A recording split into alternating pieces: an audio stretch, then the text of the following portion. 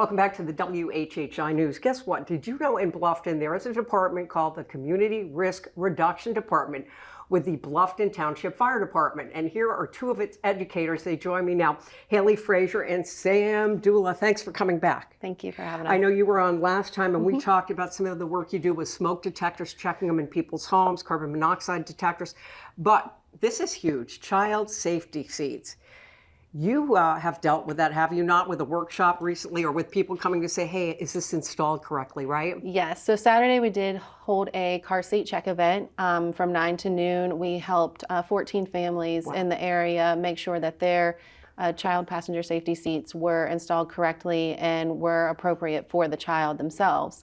So we're happy to do that. You're talking size-wise, right? Yes. Sometimes they may be too big, too little, or they should be in a booster Correct. seat. Or if they're an infant, it's different, right? Yes, so safe transitions.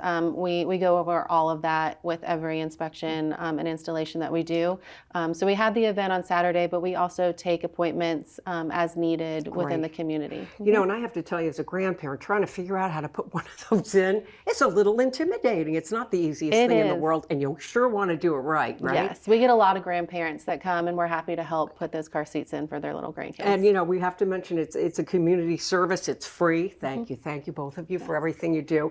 But really, really important. And I also want to talk about CPR.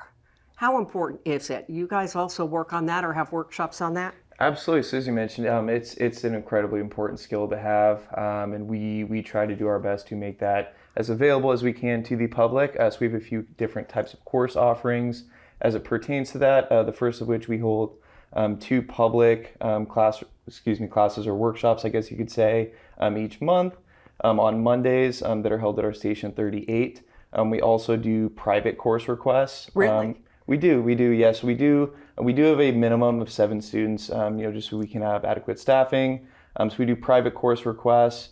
We additionally offer friends and family courses, which are not for certification, but they are totally free. Our goal with all these programs, again, is to make sure that we want to reach as many people as we can to have that knowledge available to people should an emergency event occur. Right. So if you have a mahjong group or coffee group or a buddy drinking group or whatever, you don't want them drinking while you're teaching them this, or a gal drinking group. If you have enough people, you will actually come in and show them what to do. That's exactly right. And we teach a really wide range of students. For example, last year we taught all the 6th graders over at River Ridge Academy, all the way up to our more seasoned citizens. So isn't that nice, seasoned? That's what I'm going to call myself from now on. I'm a seasoned citizen. Never heard that before. I like it, actually. But here's a question for you. When I learned it, I think the technique was different than it is today, right? I mean, you're not old enough to remember, but things have changed, have they not? There are changes, and that's why, every 2 years, if you do need to get certified, you come back every 2 years, and any updates that they have made, we teach it to you according to that. I have to tell you, I'm a little nervous about giving CPR. What would you say to me to tell me, knock it off, Allie, and figure out how to do it? What would you do to encourage me to come and learn? Sure. So, I mean, we really do our best. Like I said, we work with a really wide range of students. We know, everyone needs to start somewhere, and this information isn't really, innate. We try to do our best to work with, students of all, all different types of knowledge bases and make that information, simple to kind of. What about the AED, the automatic, what is it, defibrillator? What's the E stand for? Is that right? Automated, external defibrillator. I'm glad you're here with me, may I say. Yes. Okay, so you bring that along too? Yes, so we put that with our CPR training, also train on how to use an AED. They all look a little bit different, but they have the same general concept.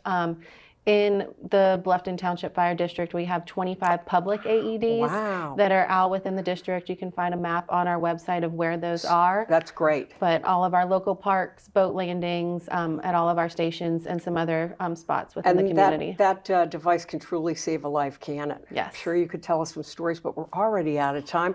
Thank you for the good work you do, and hope to get you on again in the future. Absolutely. Thank you. And we will be right back.